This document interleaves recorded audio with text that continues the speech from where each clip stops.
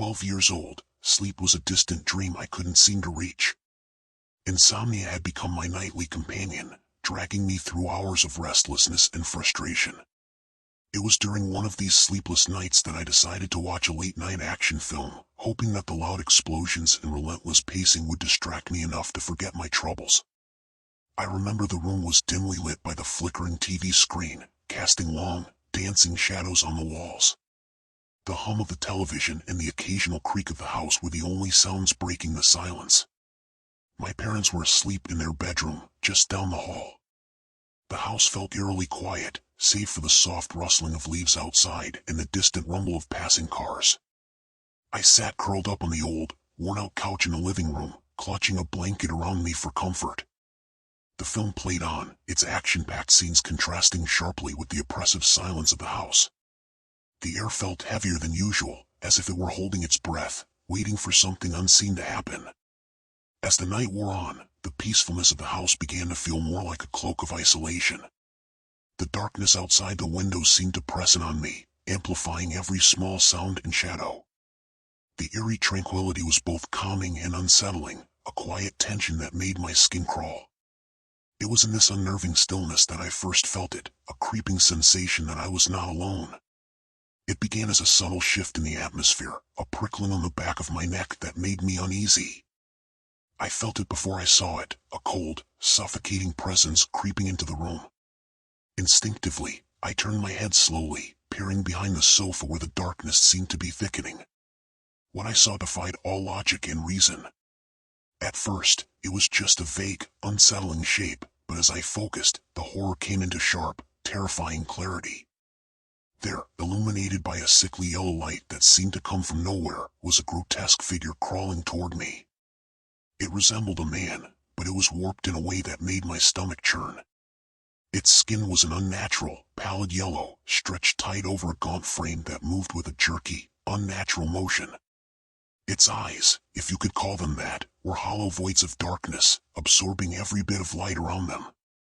The creature's limbs were twisted and elongated, crawling with a grotesque, unsettling grace.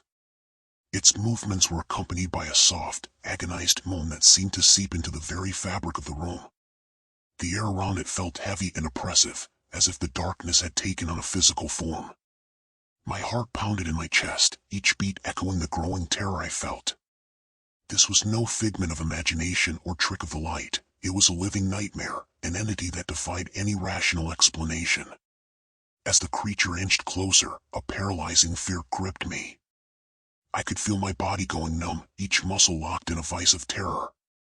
My breath came in shallow gasps, the air growing thick and suffocating. I wanted to scream, to call out to my parents, but my voice was trapped in my throat, strangled by sheer, unrelenting dread. The creature's presence grew more oppressive with every agonizing second. It felt like an invisible force was tightening around me, squeezing the breath from my lungs.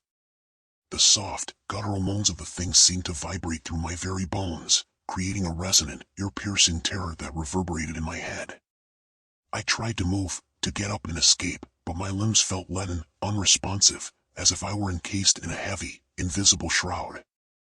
The room seemed to close in on me, the shadows lengthening and twisting, as if they were alive and converging on my helpless form. The creature's approach was relentless, its crawling motion an eerie, deliberate slowness that made the anticipation even more unbearable. I felt trapped, as though the very space around me had become a prison. The yellowish light surrounding it seemed to pulse with a malevolent energy, casting flickering shadows that danced ominously across the walls. My heart raced uncontrollably, a desperate drumbeat that matched the rising panic within me.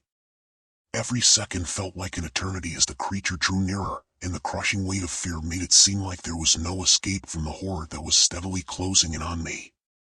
The moment I managed to muster the strength to move, my instinct screamed at me to escape. With a burst of adrenaline, I leaped off the sofa, my heart pounding like a war drum. Every second felt like an eternity as I bolted toward the hallway, my mind fixated on one thought: I had to get to my parents. I could almost feel the creature's presence closing in behind me, its oppressive aura pressing down on my back like a physical weight. Each step I took seemed to echo through the house, amplifying the terror that gripped me. The hallway stretched endlessly before me, the shadows seeming to warp and writhe as I ran. I darted past the kitchen, barely registering the objects that seemed to sway and shiver in the dim light. The distant hum of the refrigerator turned into an unsettling, eerie whisper, like a ghostly soundtrack to my frantic escape. My breath came in ragged gasps, and my legs felt as though they were wading through molasses, every movement a struggle against an invisible force trying to pull me back. I reached my parents' bedroom door, my knuckles white as I pounded on it with a ferocity born from sheer terror. The door creaked open, and I stumbled inside, my eyes wide and filled with desperation. My voice broke as I called out to them, my words a frantic, incoherent plea for safety. "Mom. Dad. Please." I cried, my voice trembling as I tried to make them understand the urgency of my fear. The moment I was in their room, I collapsed onto the bed, burying my face in the sheets. My parents, now fully awake, pulled me close, their arms wrapping around me in a protective embrace. I could barely speak, my body trembling uncontrollably as I tried to explain what I had seen. The room, once a sanctuary, felt eerily quiet, as if the creature's presence had followed me into their bedroom. Every creak of the house, every rustle in the darkness outside, made me jump, my fear still palpable even in the safety of my parents' arms. Even after that terrifying night, sleep remained an elusive friend. Each night was a battle against the shadows that danced just beyond the reach of the moonlight filtering through my window. The fear I experienced that night clung to me like a second skin, seeping into every crevice of my waking life. My dreams were invaded by the grotesque yellow-lit creature, its hollow eyes and distorted features haunting me even in the sanctuary of sleep. The walls of my room seemed to close in on me, their quiet whispers echoing the oppressive dread I felt every night. The silence of the house was no longer comforting, instead, it was a constant reminder of the presence that had stalked me.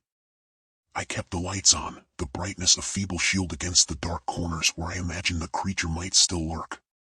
Every creak of the floorboards, every gust of wind rattling the windows, was a chilling reminder of that night. The fear of being alone became an overwhelming burden. I couldn't shake the feeling that something was watching me, lingering just beyond my sight. The creature's visage had etched itself into my mind, a permanent scar of terror. I would often catch myself glancing over my shoulder, convinced that the oppressive darkness was hiding something waiting to emerge. No matter how I tried to rationalize it, the sense of unease never fully dissipated. The memory of that night stayed with me, an ever-present shadow that followed me through the years. The creature's gaze felt like a ghostly remnant, a dark entity that had slipped through the veil between the real and the unreal. Even now, in the safety of daylight, I sometimes find myself looking over my shoulder, haunted by the lingering fear that something dark might still be watching from the corners of my world.